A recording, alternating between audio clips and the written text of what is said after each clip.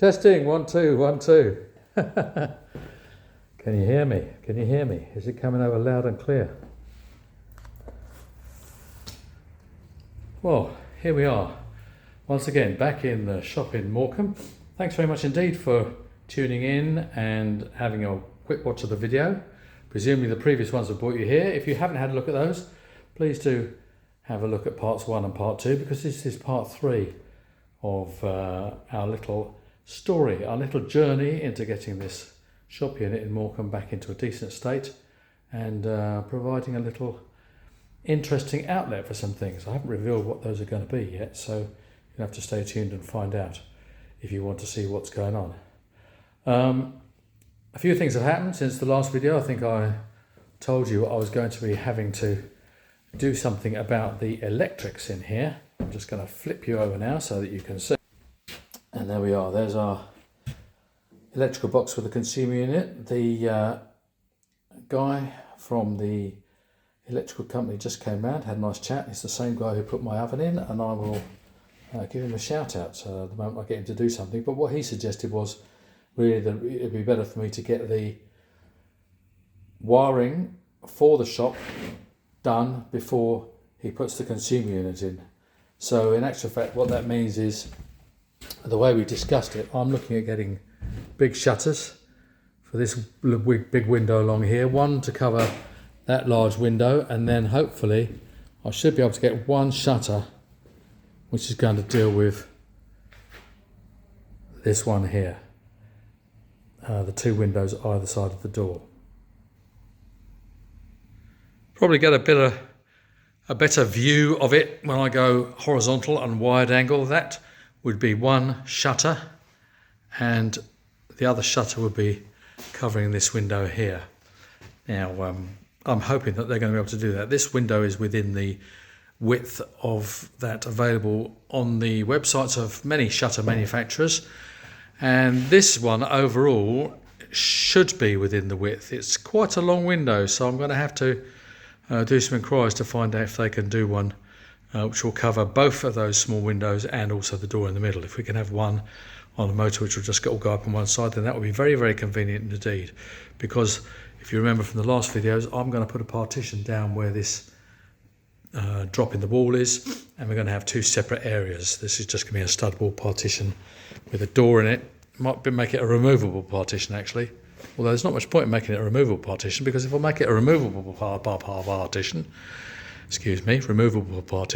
then if I remove it, there's nowhere to put it. I just need to make it something that's easily demolished. So obviously you can see, those of you who have got the eagle-eyed vision and can remember from what happened the last time, we have managed to clear the whole of this wall and the whole of that kind of wooden construction there, which supports something that comes off the steps of the Alhambra, and also a bit of this wall. It's coming off quite reasonably easily, so I'm happy with that, and we'll see how we get on. There's various different types of bricks which are quite interesting coming up. We've got standard, I would have called these flettons.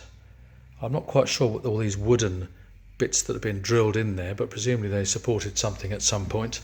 Those are just the ends of bits of wood. They were flush with the plaster, so they must have been something that was done at the time the building was constructed. Again, little bits and pieces like that sticking out of the wall, bits of wood. I don't know if they're using as brick spacers or what. There's also some evidence here of looks like this may have been part of an arch. This is all flat down the bottom here, and you've got some of these cream coloured bricks now appearing through, and then you've got some bricks that have been chopped off in halves, and it looks like there may have been some kind of an arch type construction there, because it only comes down to shoulder height. So I'm going to be chopping a few of these things off, chipping away at the brickwork, and you're welcome to watch me do it. It's coming off, most of it's coming off quite easily, but the odd bit, particularly at the top, is quite hard to chisel off.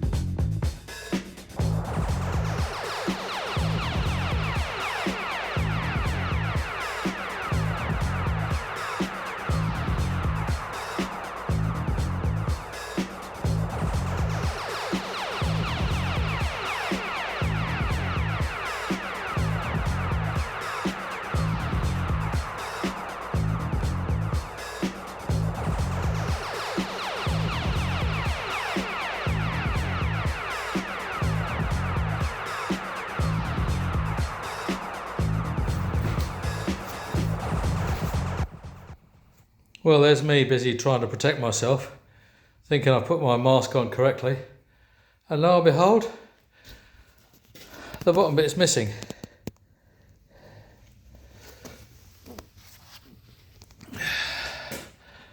So I need to find a way to put this back inside. It's not done my lungs any good. Anyhow, you saw that nice big piece of plaster come off at the bottom. That's all nice loose stuff, and of course it makes me very happy when it's nice and easy like that, but it's not all plain sailing. Let me flip you around. Now this bit just came off very nicely indeed. This bit, it looks like to me, with these cream bricks that they've got, that they couldn't get the other plaster to fit.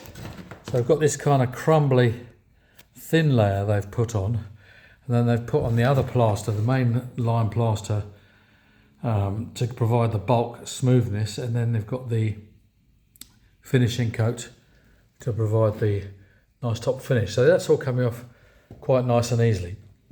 We'll give it another go and see if we can get some more stuff off. In the meantime, I'm going to try and put my mask back together.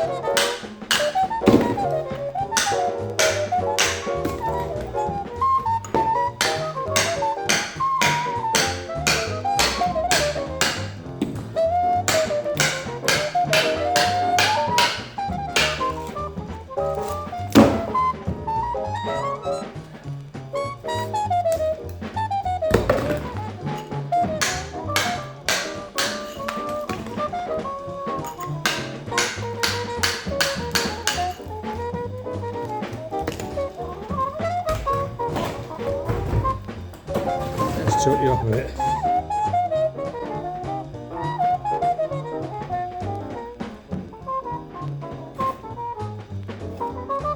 So you can see all the C6 stuff come off.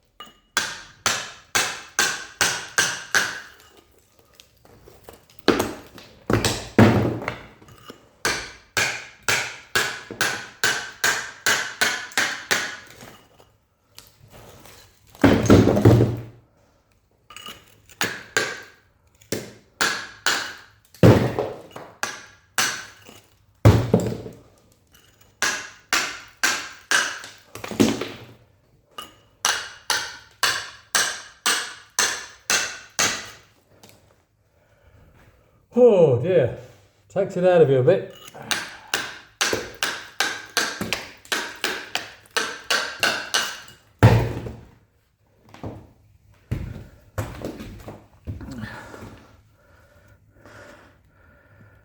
Oh, let's get it down. Zoom out a little bit. All I can say is this lot here is coming off a lot more easily than that other little stud wall bit that you saw me doing. This one is not too hard at all.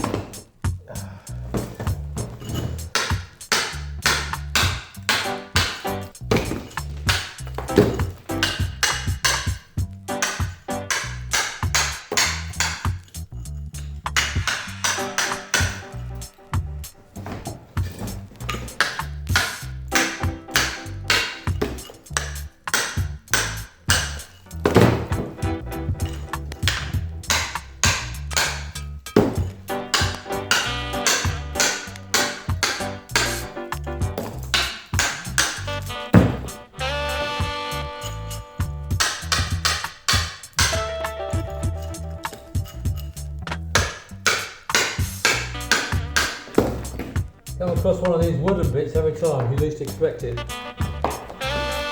start hammering and then all of a sudden things stop moving.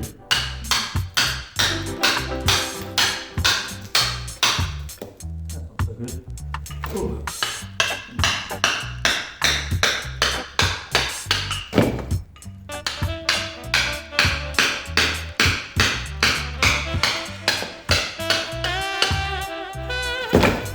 Another nice large lump off there. Fantastic. I should really have the music on when I'm doing this at standard speed, shouldn't I?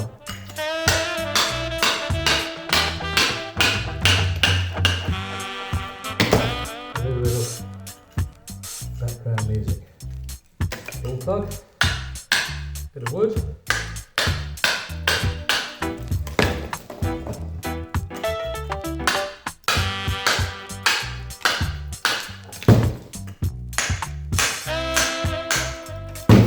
I don't know if this is as satisfying for you as it is for me, but I don't mind doing this.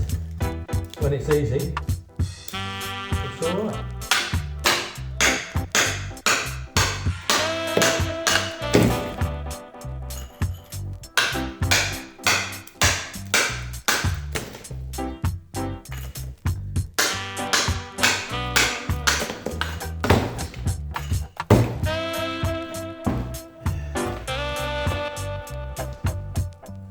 Well, well, well.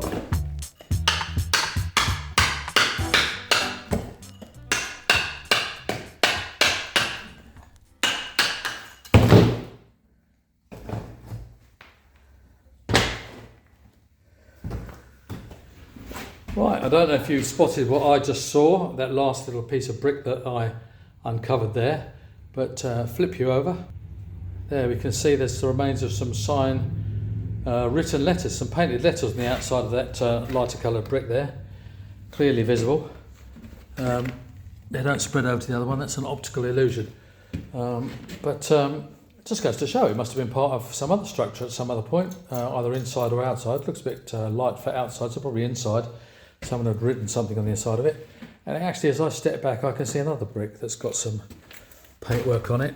This one here, some nice black paint. similar to the other one.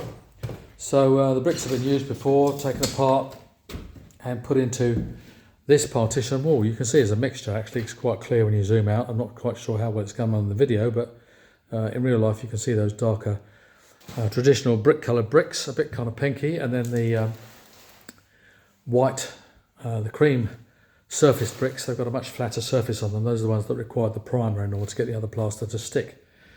Now I'm used to spotting things like that. It's one of the attractions about working in an old building, that you've got all these different hints about what the building might have been used for in the past and the way people have modified it and added bits on and taken bits off. It comes from my dad because he was very interested in archaeology and architecture. So I remember when I was a young kid being taken round to various castles and churches and stately homes, and him pointing out where the brickwork or the construction fabric of the building had been changed. And I've always had a bit of an interest in there. It's nice to drive past something and think, oh, that used to be a window, oh, there used to be an arch there, or you know, this bit's been filled in, or that bit's been added on, and the brickwork here looks different from stonework here looks different from something else. It's just one of these interesting facts that is of no use to anybody, but keeps me happy anyway, and that's what it's all about. Right, we'll give you a little bit of a break. I think you've seen enough plaster chipping and stonework and so forth, so we'll try and find something that's interesting and novel about Morecambe that you may not have seen before, just to break this video up a little bit. So see you another time. Right, time for our little diversion. I'm just outside the shop. It's now Saturday morning, so I'm going to go for a little wander and we'll see what we can find. There's something going on in the Arndale Centre this morning, and I'm going to try and I'll show you some of that. That's my little treat for this particular video. I've also bought myself a microphone, but I've not tried it out yet, so hopefully on the next video, or in the last half of this one, we'll be able to see whether that microphone makes me a little bit more audible in these windy times. But yeah, we'll have a look. If I flip you around now, you can see lovely. There we go, and we're going to go and have a look along the prom. I don't know if you can see there. There's a whole load of people doing the run. I think this is a regular Saturday morning thing throughout the summer. Loads of people doing the run. So we'll have a wander along there, get in their way, and take you up to the Arndale. And here we are. Plenty of people running as far as the eye can see. All the way up there to the Midland Hotel along the prom. We're going to be running up to the Midland Hotel, or walking past the Midland. I'm not going to show you pictures of the whole journey. We can always do that some other time. But look, lovely view across the bay. You can see the Lake District over there. Just some cloud-capped hills. And we've got a slight bit of wind up, so there's a bit of a few white top caps on the waves. Altogether, a lovely, lovely Saturday morning. And well done to everyone who's running. I certainly couldn't do that. So we got as far as the pier. That's the stone, what they call the stone jetty, and I was coming up to the Midland, which is this building here.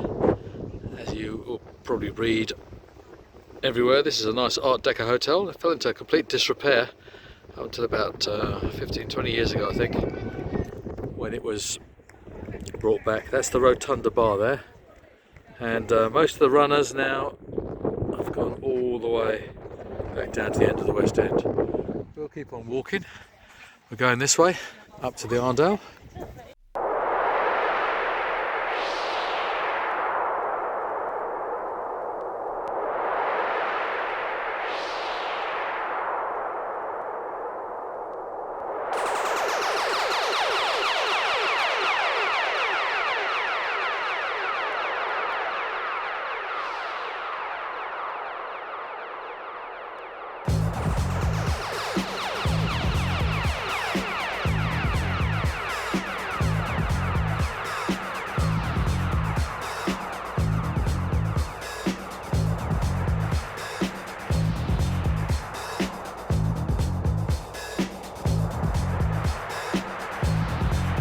Right, we're nearly there. Nice and sunny, as you can tell by my glasses. Just going to flip you around because there's opportunities in Morecambe. Flip you around and have a look at this building. There you go. Now that is an old bank, as you can see on the side, recently changed hands by auction for about £250,000. The main build part is grade 2 listed, so obviously you'd have to spend a bit of money if you're going to do it up, but it also includes that side, modern side annex.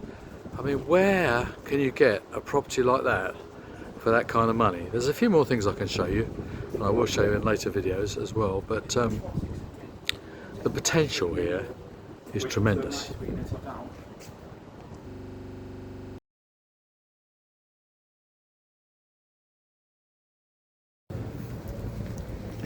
And there you go, that's the reason I'm here. Those of you who know me will not be surprised at all. Record and CD fair inside the Arndale in Morecambe. There's a few people here, been here a couple of times before. I bought one or two little things, nothing too exciting, but let's see what we can find.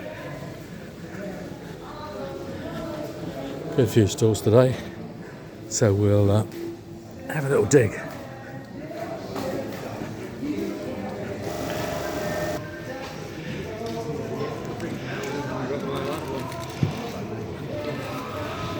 Good old selection, but I'm not seeing too much in the way of soul, funk, reggae and so forth.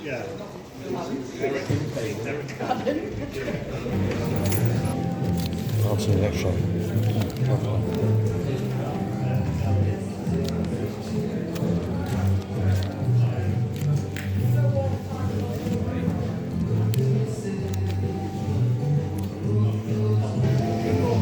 World music. That means basically everything else. Zimbabwe hits. That's Merger. That's the record I have already.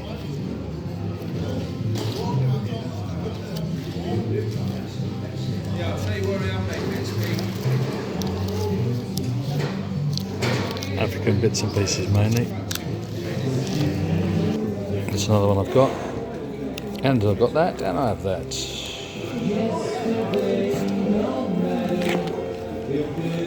I've sold that, but not for 50 quid.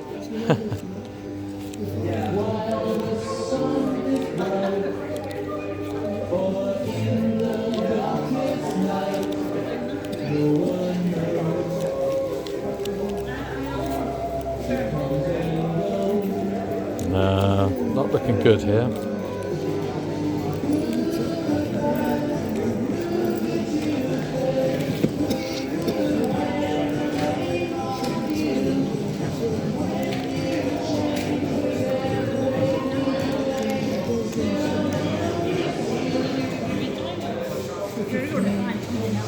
There we go.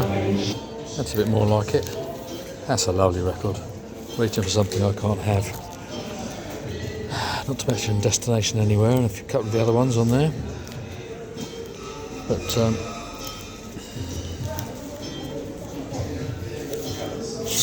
it. Reissue.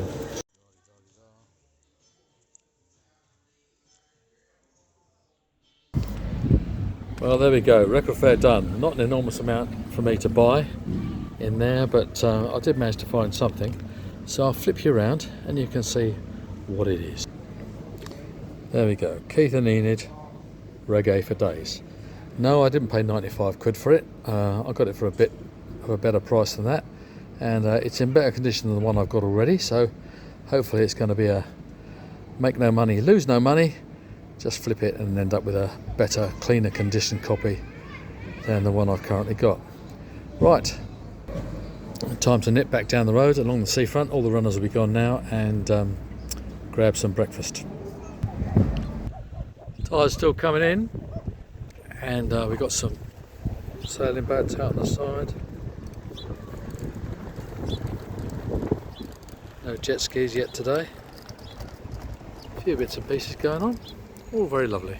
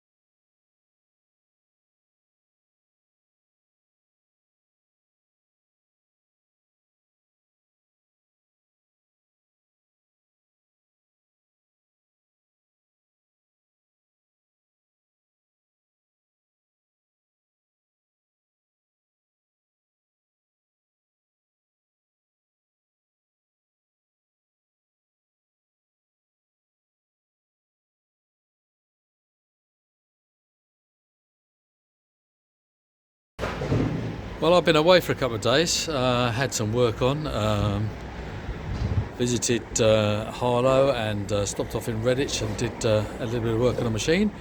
I reported the leak to United Utilities on Monday morning.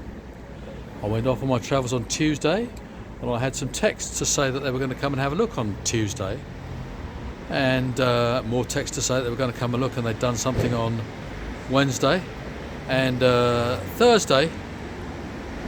Wednesday night I came down and they'd done some work and there were some barriers around it, and they said they were going to fill it in on the email, and on Thursday morning they have actually filled it in. So I'm extremely impressed with that, so well done United Utilities. And just to show you, there we go, that's the finished thing. They've replaced the tap there with a new plastic assembly, and I assume it's just got a stopcock in it. I'm not sure, I can't see if there's a meter inside there or not, if they're still going to use the one inside, but it's an improvement. Well done United Utilities.